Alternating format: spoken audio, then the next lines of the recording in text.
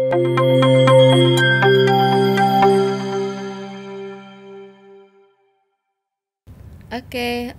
Smart Voter, halo, apa kabarnya? Ketemu lagi dengan saya, Novi Maria Ulfah, anggota KPU Kota Semarang, Divisi Sosialisasi, Partisipasi Pemilih, dan juga kampanye SDM.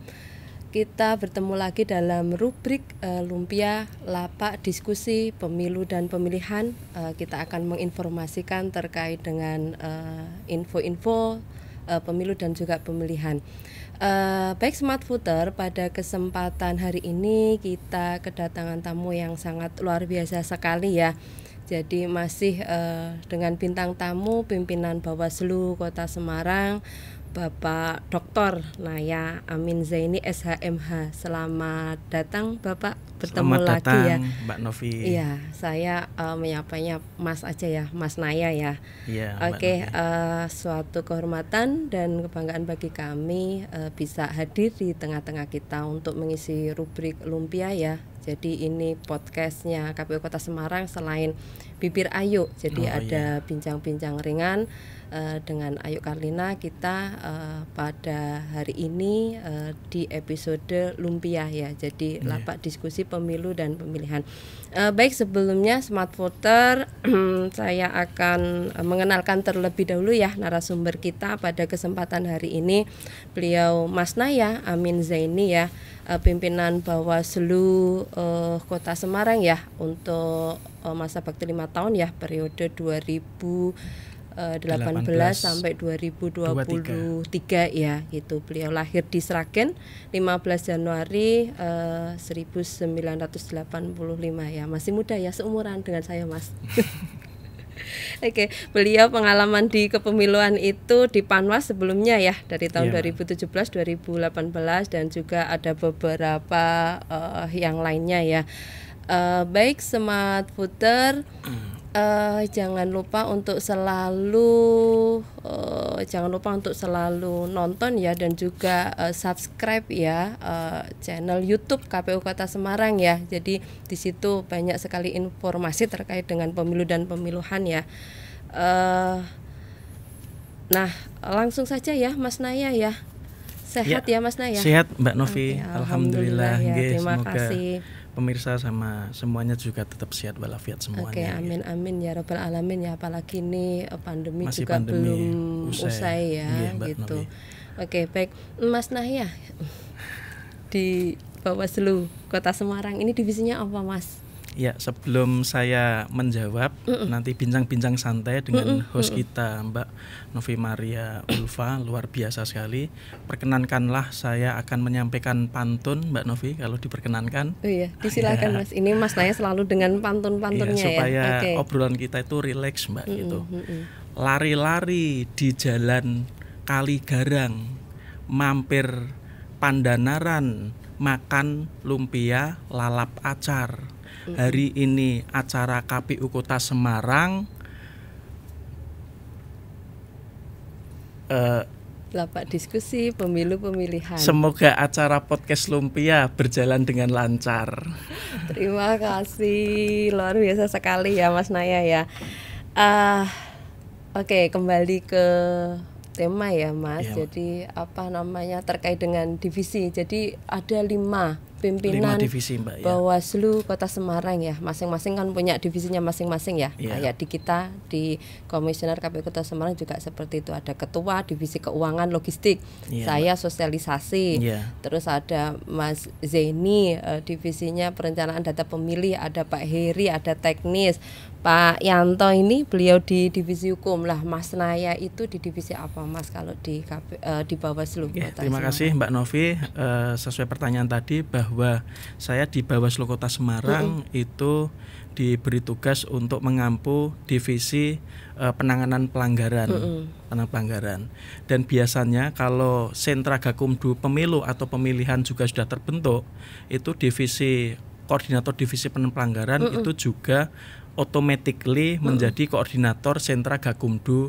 pemilu atau pemilihan, Mbak. Jadi di Bawaslu Kota Semarang diberi tugas menjadi koordinator divisi koordinator divisi penanganan pelanggaran. Gitu. Tadi disebutkan ada sentra Gakumdu. Boleh dijelaskan lebih detail itu, Sentra Mas Naya? Gakumdu itu adalah singkatan, kemudian kepanjangannya itu adalah Sentra Penegakan Hukum Terpadu.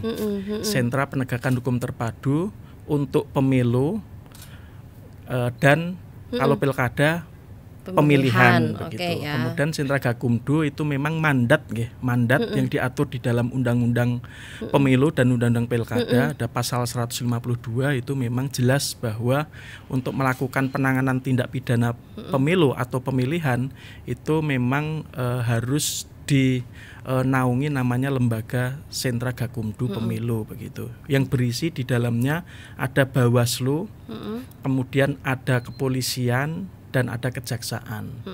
Itu dihimpun, dinaungi namanya sentra Gakumdu begitu, Mbak. Oke. Itu personelnya berapa orang? Apakah masing-masing representasi satu lembaga itu satu orang, ataukah boleh misalkan di Bawaslu 3, 5 itu bagaimana? Atau barangkali bisa dijelaskan teknis dalam bekerjanya, apakah hanya sekedar ketika ada pemilihan saja, ataukah itu badan yang seperti apa gitu? Mengenai personil susunan struktur di dalam sentra Gakumdu itu memang tingkatan kabupaten kota, kalau kita kan kota itu memang sudah diatur di dalam Perbawaslu yang mengatur tentang sentra Gakumdu. Dan untuk pilkada itu adalah surat keputusan bersama. Surat keputusan bersama Ketua Bawaslu RI, kemudian Kepala Kepolisian dan Kepala Kejaksaan begitu. Di dalamnya akumulasi semuanya itu sekitar 20-25 personil. Nah tinggal nanti masing-masing lembaga tadi itu representasi untuk mengisi posisi struktur itu. Ada pengawas, pengarah, ada penasihat, ada koordinator dan ada anggota begitu. Tapi kesemuanya itu dibagi rata 3 institusi tadi begitu. Gitu ya. Itu masa kerjanya Masa kerjanya kalau sentra Gakumdu itu tahapan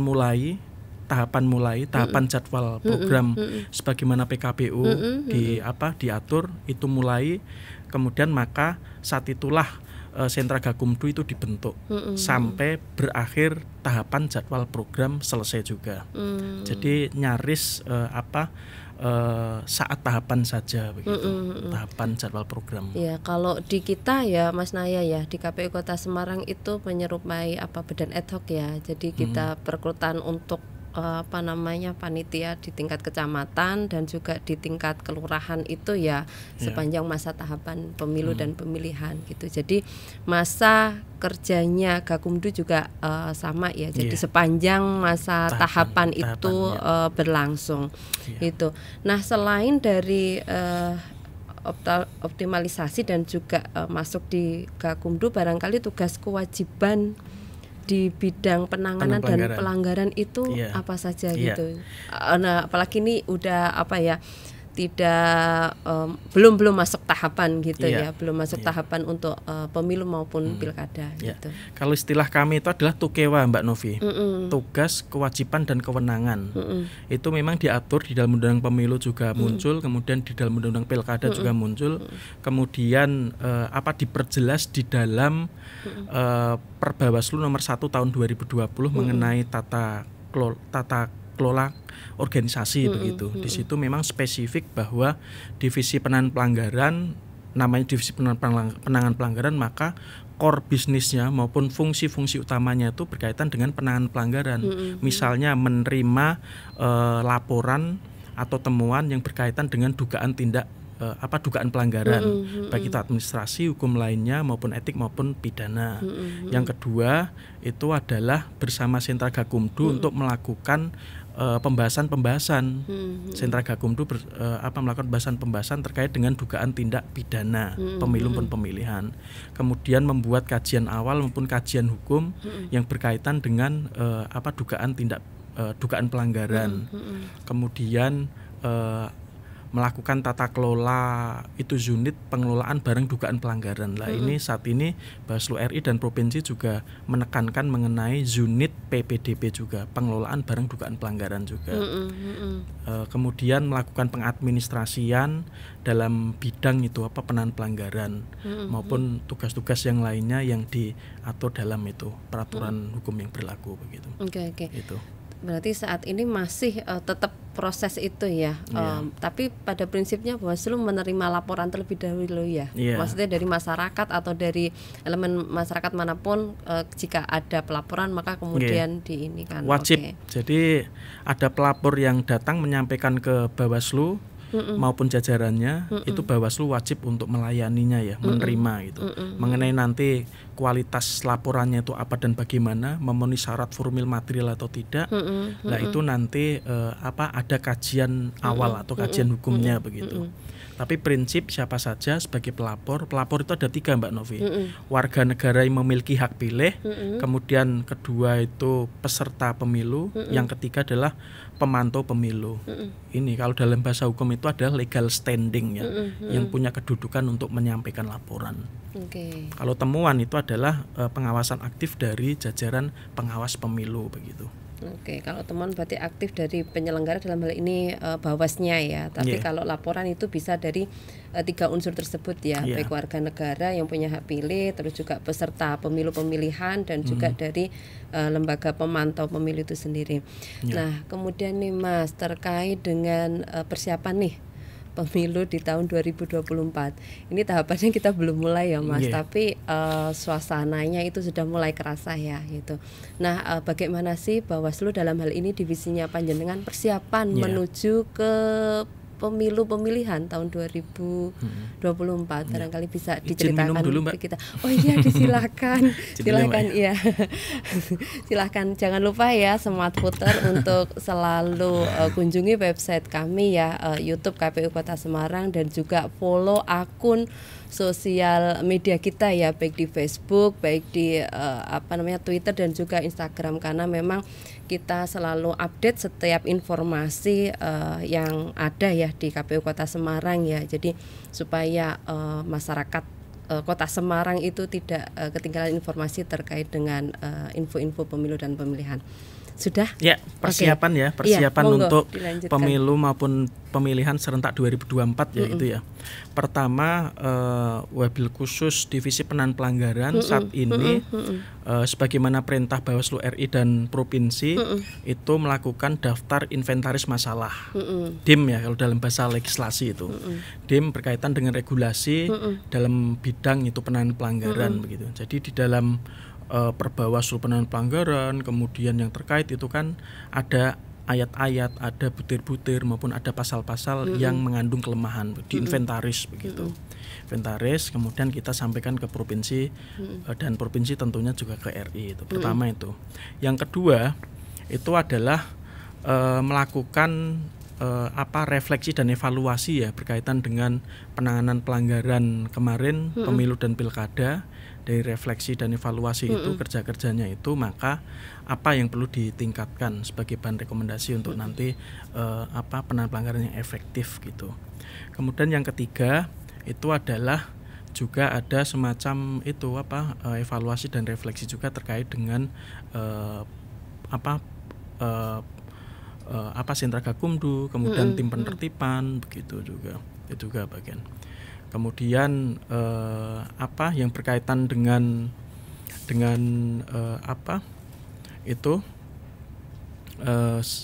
koordinasi itu juga bagian daripada persiapan juga begitu, nanti dengan stakeholder maupun itu pihak terkait juga. Jadi ada banyak hal ya yang sedang dilakukan saat ini ya, penyusunan mulai dari tim, terus juga evaluasi, refleksi, terus juga ada sentra gakumdu juga ya. Nah, pemilu 2024 nih ya. Nah, kemudian selama Mas Naya di pimpinan Bawaslu Kota Semarang kan sudah sudah menjadi pengawas untuk pemilu 2019 ya, dan juga pilkada 2020 ya. Nah, barangkali bisa diceritakan kemarin dinamika dalam hal pengawasan ya, terutama di Kota Semarang terkait dengan pelaksanaan pemilu 2019 dan Pilkada 2020 gitu ya. Sesuai dengan apa ya, divisinya ya, penanganan dan juga pelanggaran. Barangkali di pemilu 2019 itu banyak yang ditangani tuh ini, Pilkada 2020 yang ditangani adalah ini dan sebagainya. Itu disilakan Mas. Ya, kalau dalam penanganan pelanggaran baik itu pemilu 2019 dan pilkada 2020 secara statistik bahwa penanganan pelanggaran itu ada 45 kasus Mbak untuk pemilu 2019. Kemudian ternyata 45 kasus juga untuk pilkada 2020 juga. Berarti ini secara kuantitinya sama. Ya, sama, secara kuantitasnya sama. Kemudian di dalamnya itu kan ada kategori maupun ada jenis-jenis pelanggarannya Mbak. Ada jenis pelanggaran administrasi, kemudian ada jenis pelanggaran tindak pidana, ada jenis pelanggaran hukum lainnya, dan ada jenis pelanggaran kode etik begitu. Jadi divisi pelanggaran itu kewenangan hukumnya itu hanya dapat melakukan 4 tadi. Administrasi, tindak pidana, hukum lainnya, dan kode etik begitu. Nah, kemudian kecenderungannya untuk pilkada kemarin 2020 di Kota Semarang itu lebih banyak pada tren kalau secara kuantitatif administrasi, tapi secara kualitatif pihak-pihak yang terlibat maupun diduga melakukan penanganan pelanggaran di dalamnya itu adalah hukum lainnya berkaitan dengan netralitas ASN gitu. Banyak sekali yang 2020 begitu. Kemudian saya komparasi dengan pemilu 2019 itu juga masih tertinggi itu adalah administrasi, yang kedua itu adalah tindak pidana pemilu. Penanganannya bersama dengan Gakumdu begitu. Secara kuantitatif seperti itu. Jadi yang lebih mendominasi, yang banyak mendominasi memang pelanggaran administrasi ya. Baik itu untuk peserta ataupun lebih utamanya ke peserta ya. Gitu. Administrasi yaitu dari tahapan awal sampai tahapan akhir ya. Kalau dalam pemilu itu kan ada 11 tahapan ya. Kalau dalam pilkada kan 8 tahapan begitu. Selama dari hulu sampai hilir tahapan itu adalah secara kuantitatif itu memunculkan itu total semuanya 45, di dalamnya mengandung jenis-jenis pelanggaran tadi begitu. Yang paling banyak juga kalau tadi disampaikan terkait dengan tindak pidana, barangkali bisa ada atau tidak gitu selama kemarin gitu, atau bisa disebutkan jenis penanganan untuk tindak pidana itu yang seperti apa gitu. Ya, kalau tindak pidana itu penanganannya satu kesatuan itu sentra Gakumdu. Di dalamnya harus melibatkan kepolisian dan kejaksaan begitu. Harus itu. Kalau meninggalkan salah itu tidak bisa begitu. Satu kesatuan. Dalam bahasa hukum kompetensi relatif ya, absolut, harus satu kesatuan begitu. Dari menangani saat laporan maupun temuan, kemudian pengklarifikasian, kemudian pembahasan sampai dilimpahkan atau tidak begitu. Nah itu. Kemudian jenis-jenis pelanggaran tindak pidana, kalau kita cek di dalam Undang-Undang Pemilu 7/2017 itu ada sekitar 70 pasal pidana, Pak. Kemudian di dalam Undang-Undang Pilkada 10/2016 itu ada sekitar 40 pasal pidana. Ya pasal pidana itu yang ditegakkan oleh sentra Gakumdu. Misalnya money politik, misalnya pengerusakan itu logistik, misalnya menghalangi itu pemilih, misalnya menghilangkan hak pilih, misalnya kampanye hitam, menfitnah, mengajak kekerasan, misalnya menggunakan fasilitas negara, anggaran negara.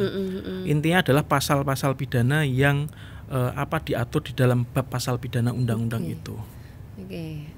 Baik, menarik sekali ya berbicara mengenai jenis-jenis pelanggaran. Nah, terus yang kode etik nih, Mas Naya.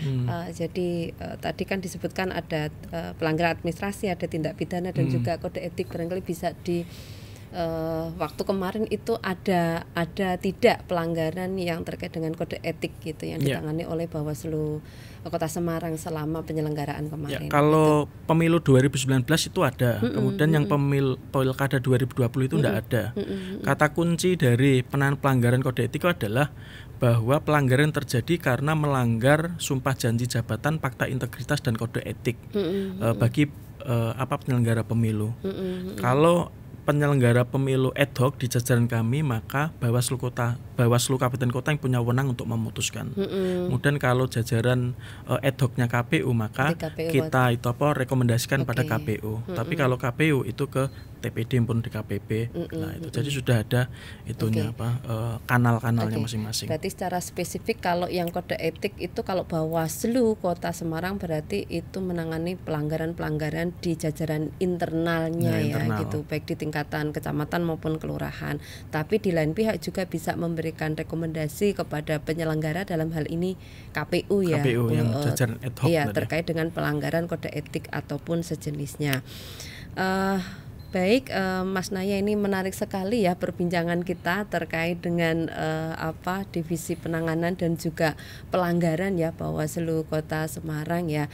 Jangan lupa ya Smart Voter untuk selalu kunjungi website kami dan juga subscribe channel YouTube kami ya, dan juga follow akun sosial media kita ya, KPU Kota Semarang. Nah, sebelum mengakhiri perbincangan pada kesempatan hari ini, barangkali ada yang hendak disampaikan Mas Naya kepada Smart Voter di Kota Semarang, kami persilakan. Itu. Ya, yang pertama adalah untuk itu KPU, bahwa harapannya nanti untuk menyongsong pemilu Pilkada 2024 itu regulasi antara KPU dengan Perbawaslu itu harapannya kami menghendaki selalu disinkronkan maupun diharmonisasikan itu. Jangan sampai ada pengaturan regulasi yang sendiri-sendiri maupun tidak sinkron begitu.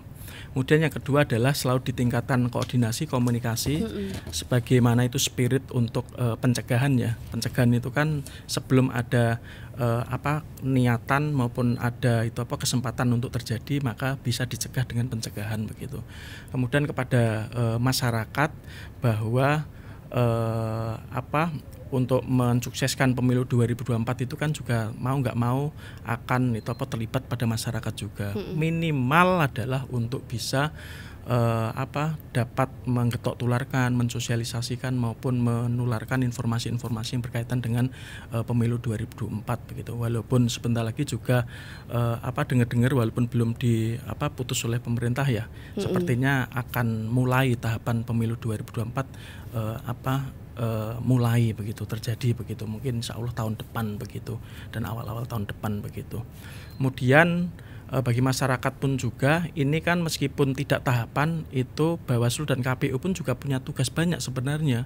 Pertama adalah untuk melakukan itu daftar pemilih berkelanjutan. Itu kan rutin ya. Juga itu Bawaslu juga masih melakukan pengawasan itu, turun ke bawah ke kelurahan maupun masyarakat apabila ada pemilih-pemilih yang perlu untuk nanti kita sampaikan pada KPU, kemudian KPU ke Disdukcapil begitu, dan ada rapat-rapat rutin untuk membahas itu juga. Itu. Kemudian yang kedua adalah juga melakukan itu pengembangan pengawasan partisipatif.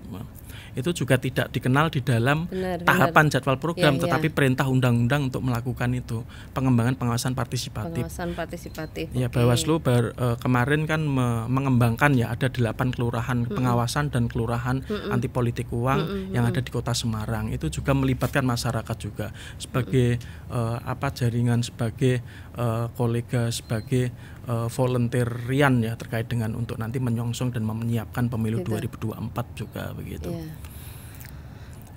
Sehingga itu saran dan masukan dari kami pada KPU maupun pada masyarakat, agar harapan nanti juga bisa bersama-sama dengan Bawaslu atau pengawas pemilu bisa kita maksimalkan sehingga akan berdampak pada persiapan dan penyelenggaraan pemilu 2024 lebih baik, kualitas, martabat dan berintegritas itu, sehingga menghasilkan demokrasi yang substantif begitu.